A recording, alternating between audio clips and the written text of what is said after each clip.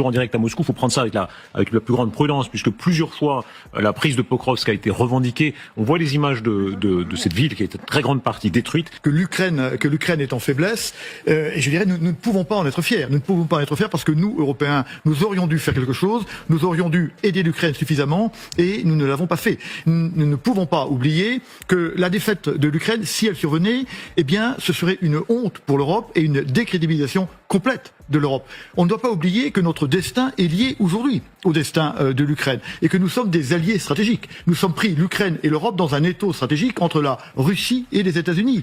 Aujourd'hui, les Européens devraient enfin se mettre d'accord sur ce qu'ils veulent. Parce que la difficulté, vous le savez, c'est que depuis le début de cette guerre, les Européens n'ont jamais été décidés quel était leur but de guerre. Ils ne se sont... La ville occupait une position absolument stratégique. Un nœud routier et ferroviaire vital qui reliait les dernières lignes ukrainiennes encore debout dans l'est du pays. Sa chute n'est pas seulement une défaite militaire, c'est une catastrophe. Elle coupe désormais les voies de ravitaillement, isole plusieurs unités ukrainiennes et offre à l'armée russe une rampe de lancement idéale pour pousser vers l'ouest, où les défenses sont déjà clairsemées, et vers le nord, en direction de Kramatorsk et Sloviansk. La prise de Pokrovsk aggrave aussi la menace d'encerclement qui pèse sur la garnison de Mirnograd, désormais exposée et pratiquement sans issue. Et dire que Zelensky assurait encore récemment que Pokrovsk restait sous contrôle, pendant que les plateaux de LCI nous répétaient que les Russes peinaient à progresser dans cette zone. Une semaine plus tard, nous sommes en décembre.